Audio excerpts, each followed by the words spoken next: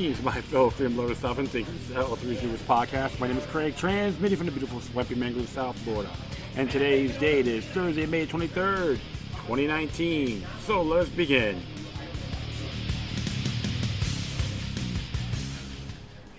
Good day, folks. Thank you for tuning in. Yeah, man, I'm just getting warm out there. Summer is going to be just around the corner, even though it may be late spring. But that's how it goes of South Florida or the state of Florida in general. Yes, I'm at Stash, located at 109 Southwest 2nd Avenue in the heart of Fort Lauderdale, Florida, the Himmelshire District to be exact, adjacent with Revolution Live, America's Backyard. Yeah, chat with some of the owners of this facility and have great conversations, politically, spiritually, etc. So check it out. Speakeasy place. Pretty cool little vibe.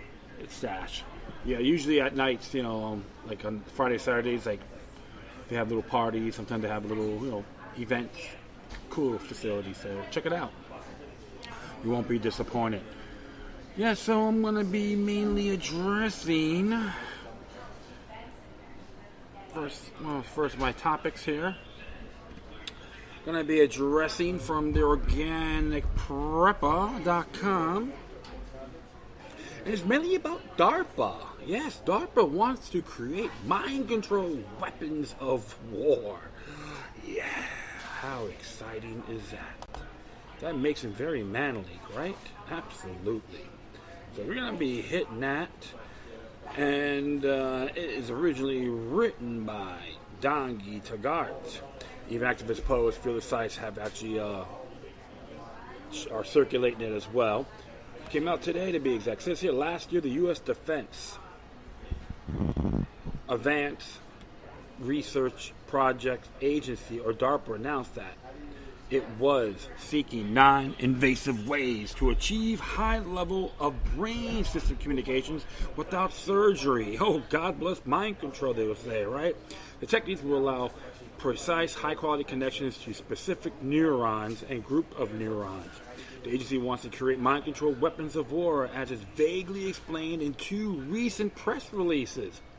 To achieve this goal, DARPA recently formed a program called the Next Generation Non-Surgical Neurotechnology, or N3, okay, or NQ, whatever you want to call it.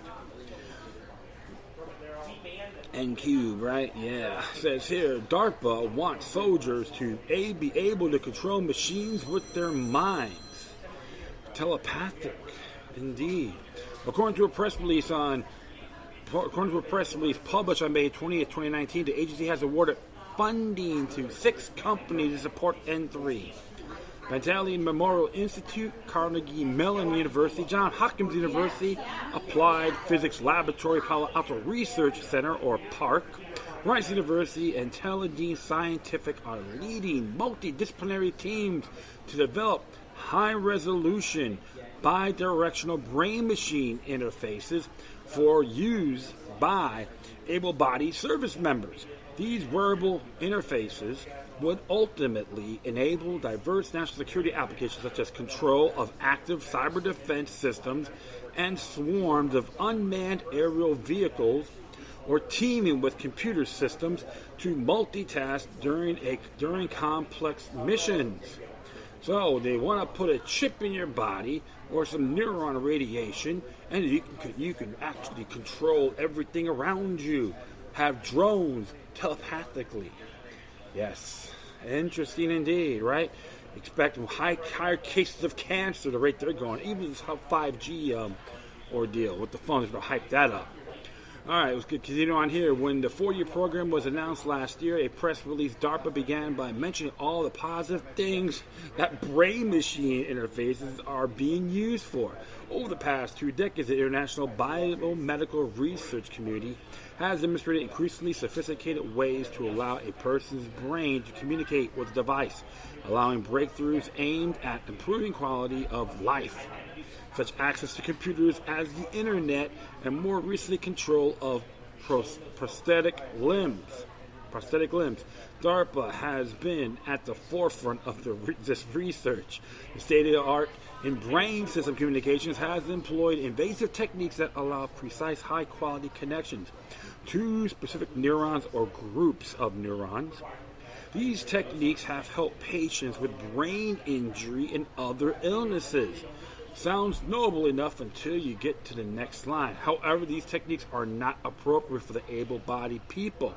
DARPA now seeks to achieve high levels of brain system communication without surgery in its new program, Next Generation Non-Surgical Neurotechnology, or N3. All the sources are on this page, so you can look at it for more further details. All right.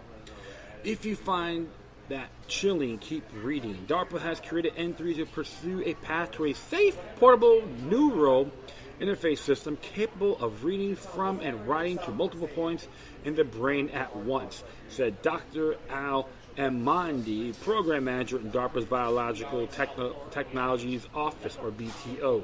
High-resolution non-surgical neurotechnology has been elusive, but thanks to recent advances in biomedical engineering, neuroscience, synthetic biology, and nanotechnology, which is like billionth technology, we now believe the goal is attainable. How nice, right?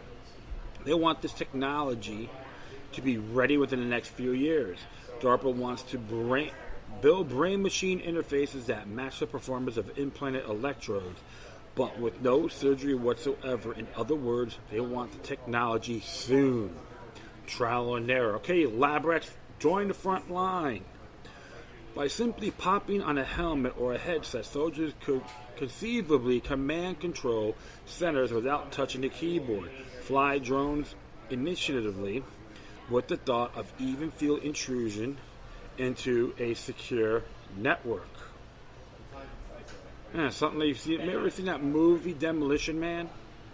Okay, when they want to have sex, okay, they had all the censorship and it was all mind games. Of course, the Love Boat, you know, they used as romantic music for its time. According to a report from IEEE Spectrum, or IE Spectrum, a DARPA spokesman declined to comment on the amount of funding, but the two of the winning teams are reporting eye-popping grants of $19.48 million and $18 million. That report provides some additional details on the program. Specifically, the program is seeking technology that can read and write to brain cells in just 50 milliseconds round trip, can interact with at least 16 locations in the brain at a resolution of 1 cubic millimeter, a space that encompasses thousands of neurons. The 4-year N3 program will consist of 3 phases, says Amandi. In the current Phase 1, team have 1 year to demonstrate the ability to read, record, and write to stimulate brain tissues through the skull. Teams that succeed will move to Phase 2. Over the ensuing 18 months, those groups will have to develop working devices and test them on living animals. Any group left standing will proceed to Phase 3, testing their devices on humans. What will possibly go wrong? What will the brain-computer interface technology really be used for? DARPA's press release on N3 are fairly vague, and the inner workings of the agency are a bit secretive. In November 2018, the Atlantic published an eye-opening report on DARPA. Here are the few disturbing excerpts, but I highly recommend reading in the report in its entirety. DARPA has dreamed for decades of merging human beings and machines. Some years ago, when the prospect of mind-controlled weapons became a public relations liability for the agency, officials resorted to characteristic ingenuity. They recast the stated purpose of their neurotechnology research to focus ostensibly on the narrow goal of healing injury and curing illness. The work wasn't about weaponry or warfare, the agency officials claimed. Now it was about therapy and health care. How nice, right? How passionate. Who could object? But even if this claim were true, such changes would have extensive ethical, social, and metaphysical implications. Within decades, neurotechnology could cause social disruption on a scale that will make smartphones and the internet look like gentle ripples on the pond of history. Yet, DARPA's work to repair damaged bodies was merely a marker on a road to somewhere else. The agency has always had a larger mission. And in 2015 presentation, one program manager, a Silicon Valley recruit, described that mission to free the mind from the limitations of the even healthy bodies. What the agency learns from healing makes the way for enchantment. The mission is to make human beings something other than what we are, with the powers beyond the ones we're born with and beyond the ones we can organically attain. The human enhancement became an agency priority. Soldiers have no physiological or cognitive limitation. Will be key to survival and operational dominance in the future, predicted Michael Goldblatt, who had been the science and technology officer at McDonald's before joining DARPA in 1999. In large humanity capacity of control evolution, he assembled a portfolio of programs with names that sounded like they'd been taken from video games for sci-fi movies. Metabolic dominance, persistence in combat, continuous assistant performance, augmented cognition, peak soldier performance, brain-machine interface. The program of this era, as described by Annie Jacobson in her 2015 book, The Pentagon's Brain, often shaded into mad science territory. The Continuous Assisted Performance Project attempted to create a 24/7 soldier who could go without sleep for up to a week. My measure of success, one DARPA official said of one of these programs, that it is an International Olympic Committee bans everything we do. Jacobson suggests that DARPA's neurotechnology research, including upper limb prosthetics and the brain-machine interface, is not what it seems. It is likely that DARPA's primary goal in advancing prosthetics is to give robots, not men, better arms and hands. Sounds like Terminators and cyborgs, you know? DARPA has been trying to create super soldiers with robotic technology for decades, as Daisy Luther reported in Robot Apocalypse. With artificial intelligence, we are summoning the demon. Over the years, DARPA has invested billions into exoskeleton suits for ground troops. This wearable robotic system gives soldiers the ability to carry heavier objects, run faster, and even leap over large obstacles. Imagine trying to take on an enemy or rogue soldier who basically has superpowers. However, DARPA is not the only entity that is messing around with mind-machine meddling. Several companies and neuroengineers, including Facebook and Elon Musk's Neuralink, are also developing brain-computer interfaces. What do you think? Do you think DARPA's intentions are good, or that agencies have nefarious reason for developing this technology? Do you think it could be exploited and used to cause harm? Hit those comments. Interesting there. There's always that one way or the other, my friends. Yeah, I do find this very intriguing and disturbing as well. One of those areas you have to really look at is how far this thing can go.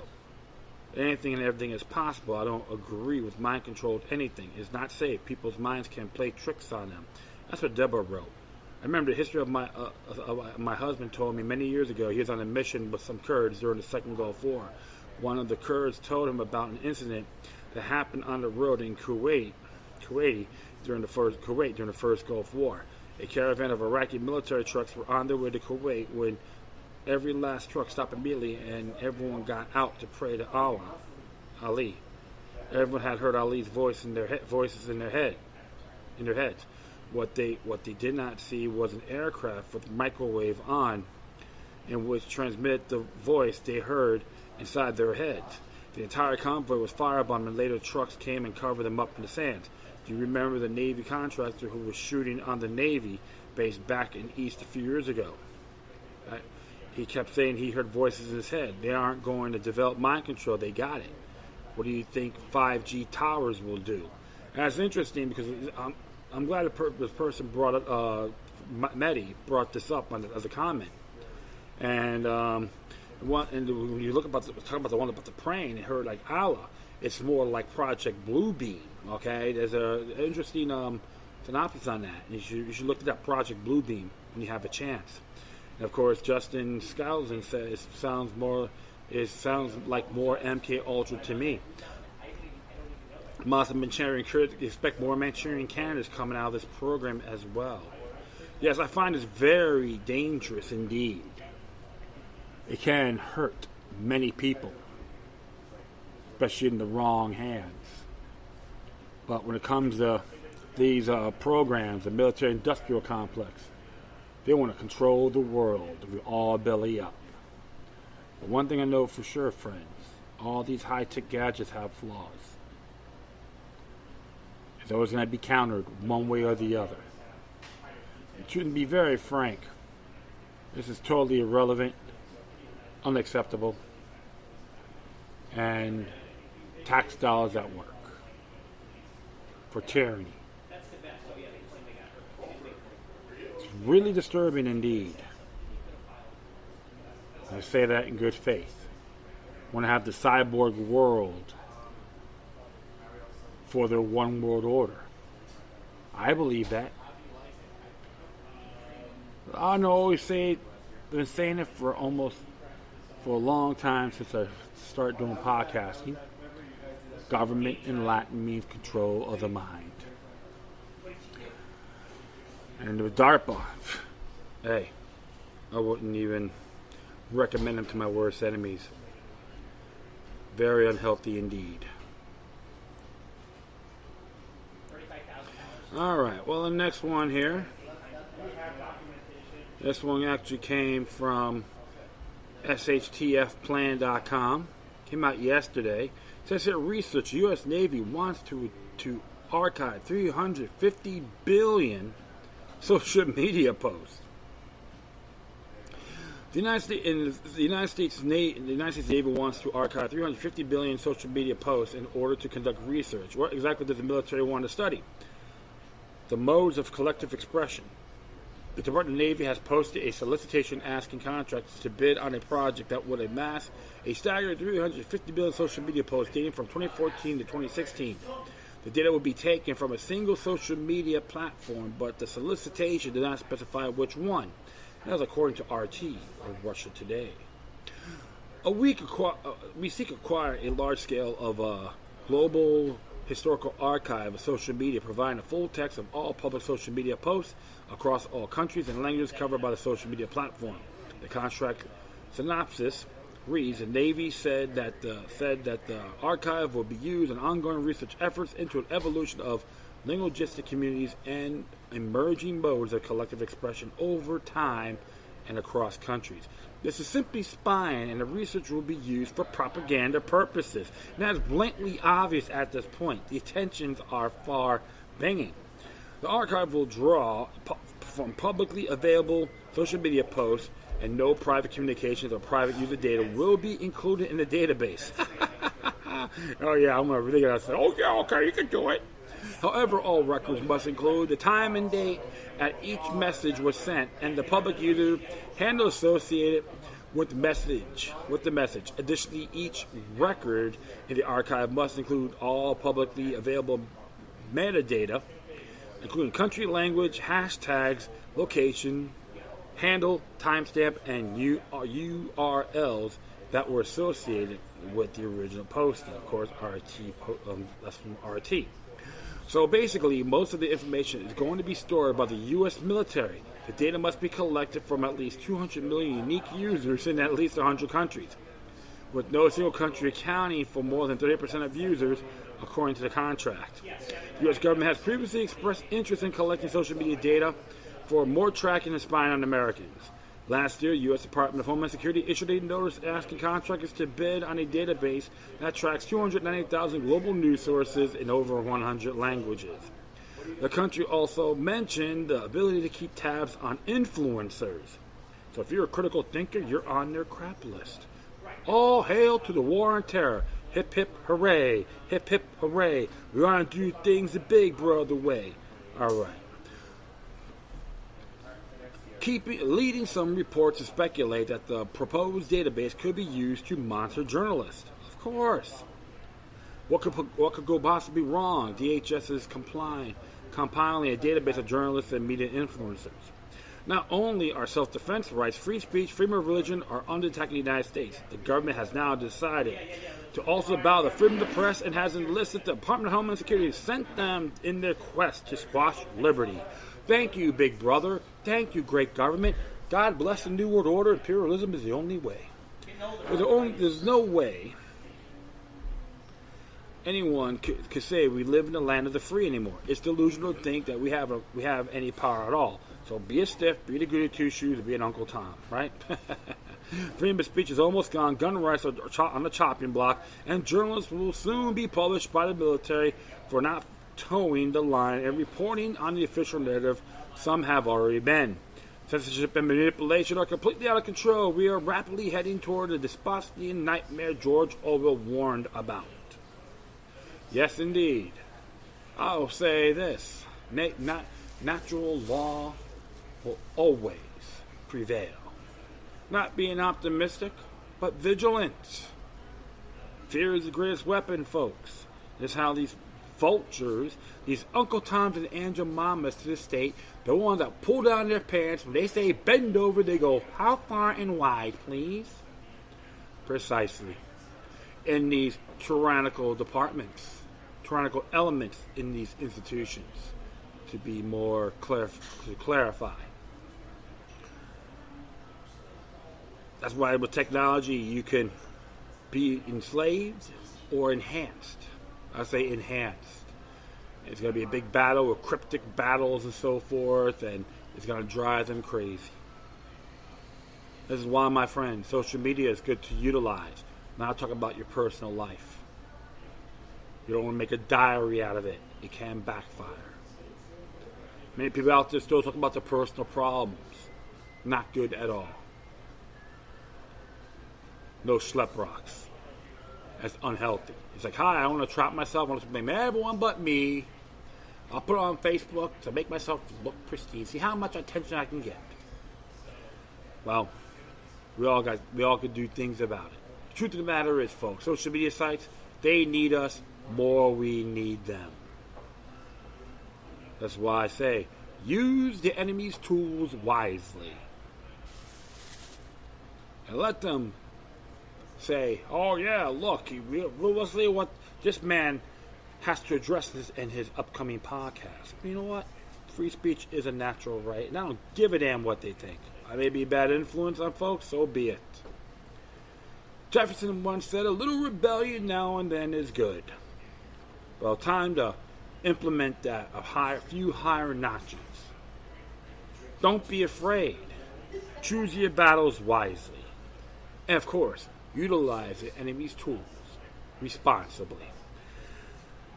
Alright, so next one here came from the American Free Press.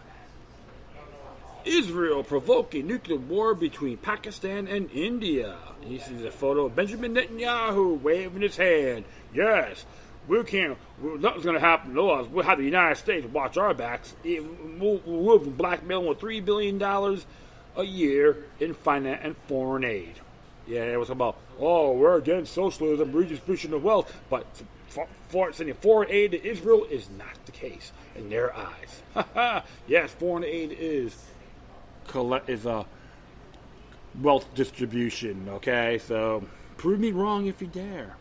Alright, so it says here, it's by Dave Gahari. It says here, Israel may not have much to worry about in regard to retaliation when they lob U.S.-made weaponry on innocent civilians in an open-air concentration camp on Gaza. But the dangerous game they are perilously playing in Southeast Asia has potential to spark an atomic war between that region's nuclear-armed adversaries, India and Pakistan. As a report in February 28th in the UK's Independent, under the title, Israel is playing a big role in India's escalating conflict with Pakistan, Robert Fisk explains why it is that little nettlesome bellicose state's action are pushing us towards Armageddon. At the heart of the matter is money. India's Israel's largest weapons market in 2017 paid $700 million for Israeli air defense radar systems and ammunition, including air-to-ground missiles, most of them tested during Israel's military offensives against Palestinians and targets in Syria. This information makes clear the reason Israel slaughters humans like penned lambs. It is to test their weapons to prove the chance for a sale. Israel, a country of 9 million people, 75% Jewish, 21% Arab, and 4% others, is ranked number 10 in the world's top 10 largest arms exporters, behind U.S., Russia, France, Germany, the U.K., Spain, Italy, and Ukraine. No doubt helped along by billions of U.S. taxpayers are forced to fork over to the non-ally every year. This fact no doubt confounds the world's thinking class, who are aware that the Jewish state comes in at 25 out of 174 countries ranked by median and mean wealth per adult. What is that backdrop? The latest Broglio was kicked off by what's being referred as to the 2019 India-Pakistan standoff. A Pakistan-based terror group conducted a suicide bombing of an Indian military convoy, the slaughter of more than 40 soldiers. 2 weeks later, on February 26, a dozen Indian fighter jets bombed the terrorist camp in the Pakistan-controlled area of Kashmir, eventually leading to the downing of an Indian jet and the capture of its pilot, who has since been returned. Tensions remain high, however, with India threatening to fire at least 6 missiles into Pakistan, and Pakistan promising its own missile strikes 3 times over. Only via concerted efforts by DC, Beijing, and London have the threats been ratcheted down. Significantly, this is the first clash in Kashmir since the last war there in 1971. Kashmir, the main cause of all major conflicts between the two countries. The hotly contested even before India and Pakistan won their independence from Britain in 1947, Kashmir was free to choose between India or Pakistan, and the local ruler's choice of India led to a 2-year war. The fact that some Indian administered states in Kashmir are more than 60% Muslim ensures Kashmir will remain a disputed area, has already led to the two countries going to war 3 times as well, experiencing several conflicts and military standoffs. Although the violence in Kashmir was vacillated for 30 years, the death of a 22-year-old militant leader in 2016 sparked massive protests across the region. The following the funeral, attended by thousands, clashes with the troops kicked off a week-long cycle of violence that resulted in the deaths of more than 30 civilians and many more injuries. The result have been steady rise in violence in Kashmir, which saw over 500 civilians, security forces, and militants killed in 2018, the highest such toll in a decade.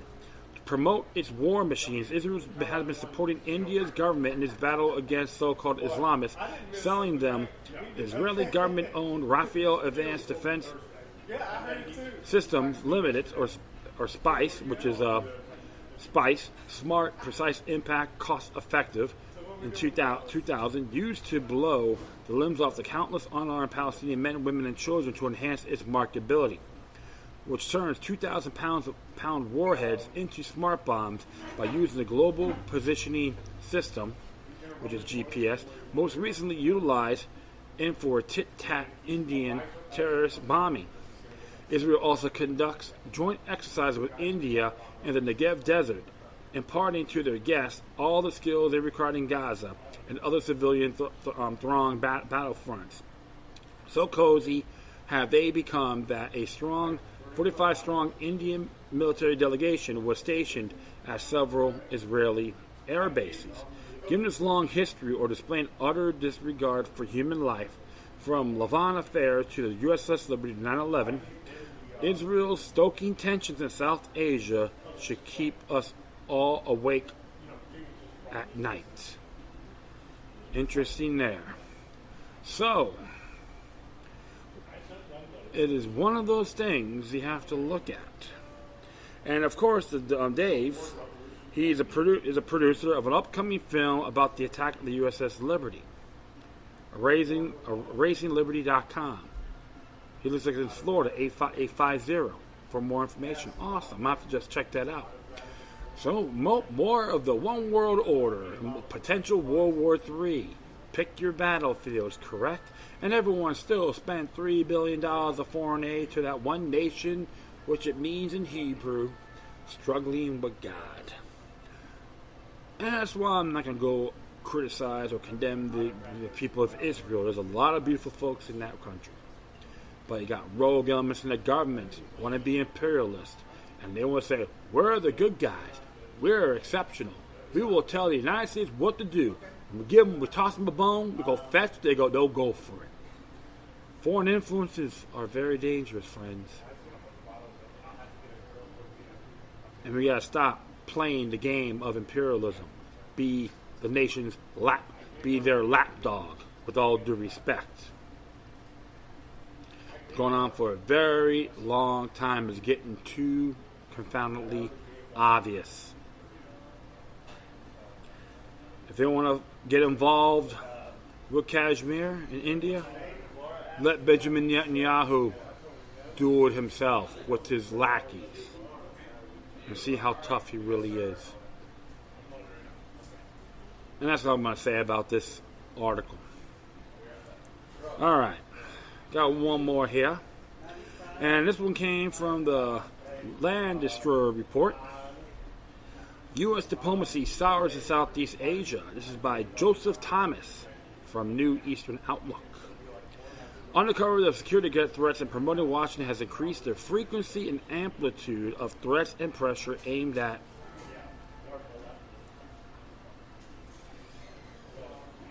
China's partners around the world and specifically Southeast Asia. Southeast Asia Kingdom of Thailand, still erroneously pegged by some as an ally of the U.S., has long since pivoted away from its Cold War alliances and has invested deeply in building economic, political, and even military ties in Beijing. So acute is this pivot has promoted heated commentary in response from across the rest of the media supposed rights groups and other enclaves of U.S. soft power, exemplified exemplified best by articles. West must act firmly to summarize China model in Thailand by Benjamin Zawacki, Amnesty International Council of Foreign Relations. Wow.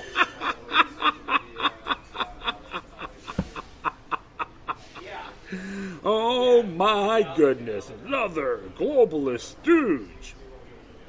Published by the Lobbyist Clearinghouse, the Key Asian Review. Our arguments are being made for more robust and direct intervention by the West to overrule the ambitions and legends of nations that would rather do business with China in a matter of unfavorable to Washington. Iraqi used the narratives of eroding democracy to lend impetus to the West's interference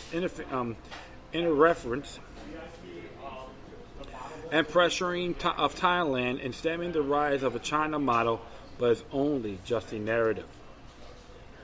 China expanded its influence through Asia, but not by aligning with authoritarian ideology, but by doing business, building infrastructure, and offering alternatives to nations that only have the U.S. and Europe to go for technology alliances and investments.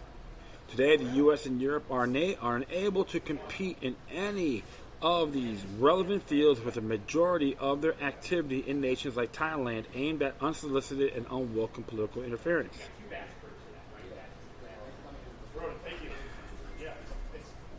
Yep. I'll continue on here. The battle over China telecom giant Huawei's, hopefully I pronounced that right, growing supremacy over global markets, providing us insight into just how robust and direct Western intervention has become on forewarns of still greater pressure to come.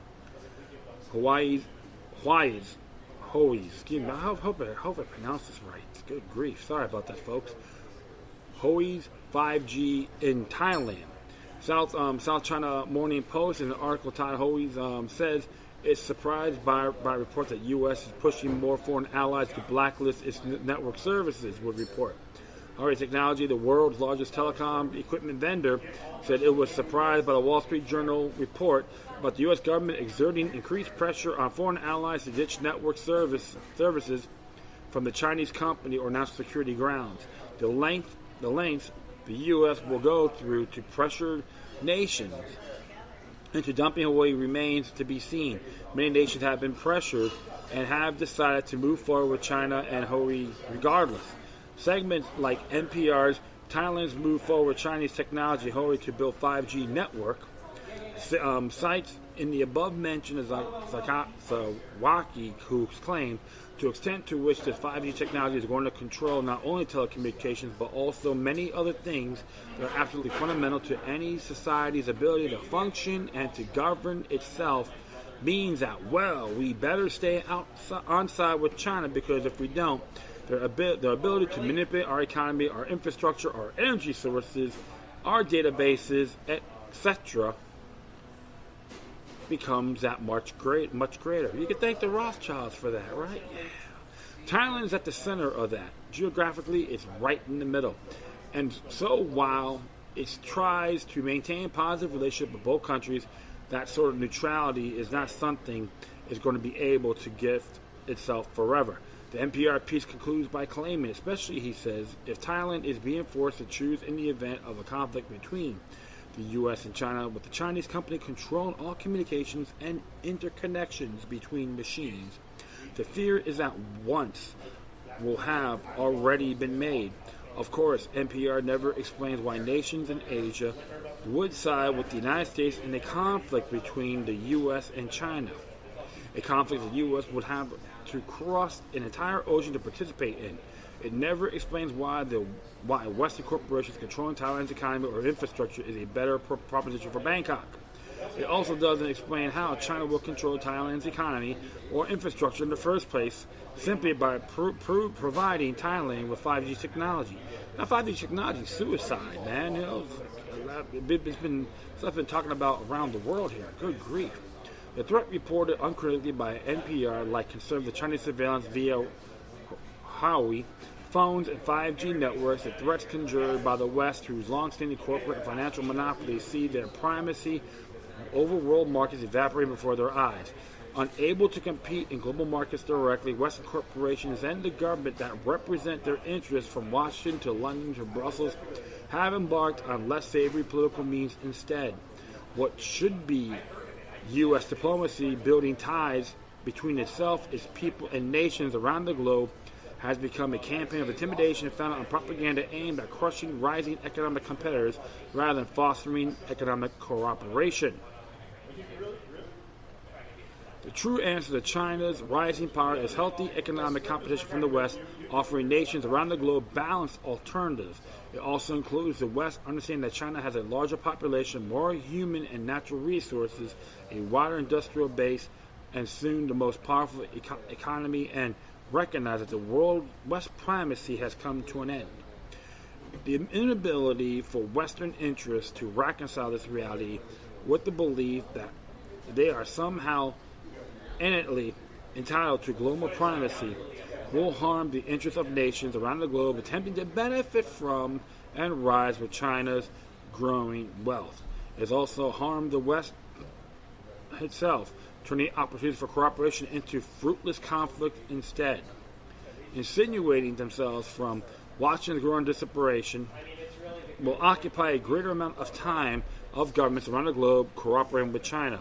Now and well into the foreseeable future, it will continue to be a problem and produce ample headlines until either the West comes to terms with this new global reality or exhausts itself in the process. Interesting there by Mr. Joseph Thomas. It doesn't matter what you really look at this. It's just, the fact is, a lot of, differences. And you know me, I'm not lovey-dovey with government either. But one of the things folks got to look at, and hopefully the people that need to prosper as well. I know there's a lot of conflicts and rivalries, clashes, with the people and their state in those countries you don't really hear about.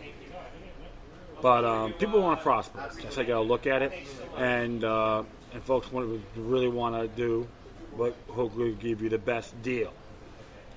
And his form of neo-mercantilism is not going to solve anything. It's going to hurt. It's going to blow back.